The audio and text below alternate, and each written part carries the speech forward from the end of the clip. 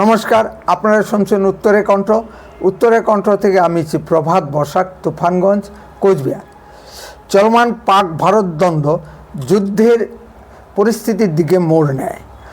পাকিস্তান কখনোই স্বীকার করেনি যে পহেলগাঁও জঙ্গি হামলায় তারা সরাসরি জড়িত, কিন্তু পাকিস্তান ভিত্তিক জঙ্গি সংগঠন লস্কর-ই তৈবা স্বীকার করে নিয়েছে যে এই হামলায় সরাসরি তারা জড়িত।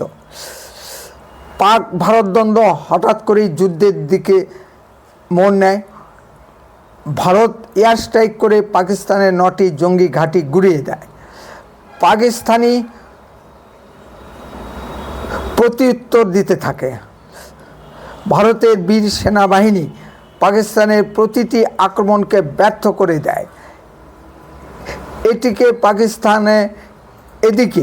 পাকিস্তানের সঞ্চিত অর্থ ভাণ্ডার তলানিতে ঠেকে যায়।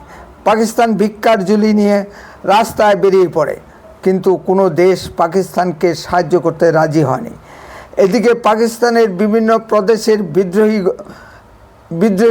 বিদ্রোহের কারণে পাকিস্তান বেসামাল হয়ে পড়ে এবং পাকিস্তানের অস্তিত্বই প্রশ্নের মুখে দাঁড়িয়ে যায়। এমতো অবস্থায় মাননীয় প্রধানমন্ত্রী মোদিজিকে শান্ত করতে পাকিস্তান আমেরিকার পায়ে গিয়ে পড়ে।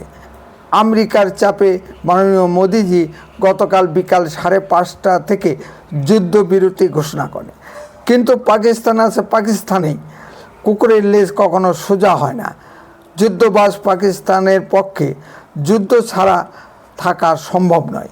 তাই দেখা যায় যুদ্ধবিরতি ঘোষণার 3 ঘন্টার মধ্যেই পাকিস্তান আগের মতোই ভারত আক্রমণে নেমে যায়।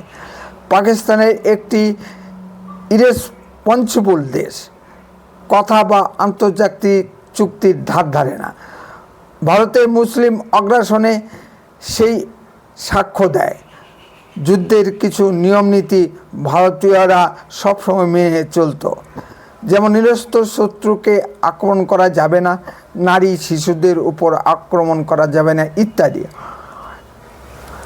তাই দেখা যায় পাকিস্তান তাদের নাগরিকদের মানব ঢাল হিসেবে ব্যবহার করে এবং ভারতের অসামরিক লক্ষ্যবস্তু ও লোকজনের উপর আক্রমণ করে।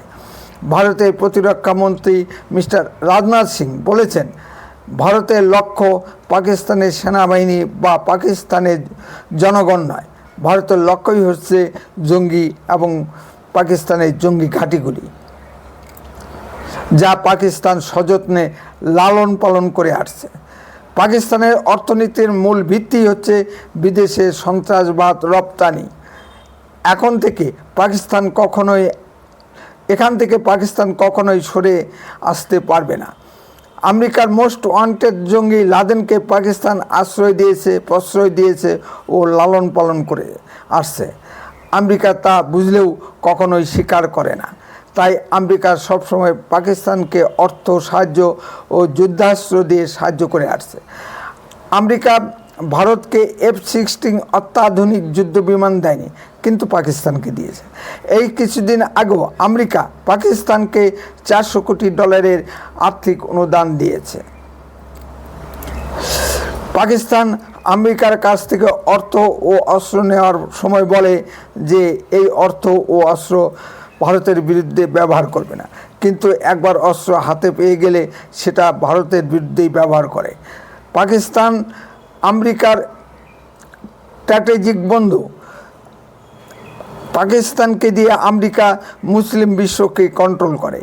এই স্বার্থে আমেরিকা পাকিস্তানকে প্রয়োজন, আবার পাকিস্তানকেও আমেরিকার প্রয়োজন। মাননীয় মোদিজি আমেরিকার প্রেসিডেন্ট ডোনাল্ড ট্রাম্পের উপর নির্ভর করা বড় ভুল হবে, কারণ আমেরিকা কখনোই পাকিস্তানকে ছাড়তে পারবে না, যেমন পাকিস্তান সন্ত্রাসকে ছাড়তে পারে না। মার্কিন মধ্যস্থতায় সংঘর্ষ বিরতি হলো, আবার পাকিস্তান সংঘর্ষ বিরতি লঙ্ঘন করেছে। এখন দেখা যাক মার্কিন প্রেসিডেন্ট ডোনাল্ড ট্রাম্প কী করেন। জম্মু কাশ্মীরের মুখ্যমন্ত্রী ওমর আবদুল্লাহ অভিযোগ করেন যে যুদ্ধবিরতি ঘোষণা হবার পরও জম্মু কাশ্মীরের বিভিন্ন সীমান্তে পাকিস্তান আক্রমণ চালায়। গুজরাটের স্বরাষ্ট্রমন্ত্রী অভিযোগ করেন যে কচ্ছে পাকিস্তান ড্রোন হামলা চালায়। ভারত প্রতিটা হামলার যোগ্য জবাব দেয়। এদিকে পাকিস্তান অভিযোগ করে যে ভারতই নাকি সংঘর্ষ বিরতি লঙ্ঘন করে পাকিস্তানের উপর হামলা চালিয়েছে। তার সঙ্গে পোল ধরেছে বাংলাদেশের মিডিয়া। পাকিস্তান নিজে বাঁচার জন্য এই ধরনের মিথ্যা অভিযোগ করতেই থাকবে।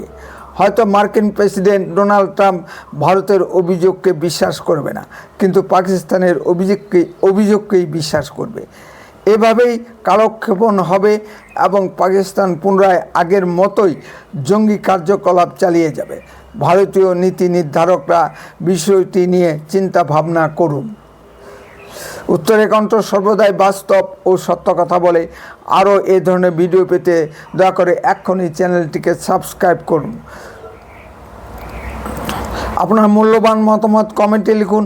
যদি ভিডিওটি ভালো লেগে থাকে তাহলে অন্ততপক্ষে 10 জনের মধ্যে ভিডিওটি শেয়ার করুন।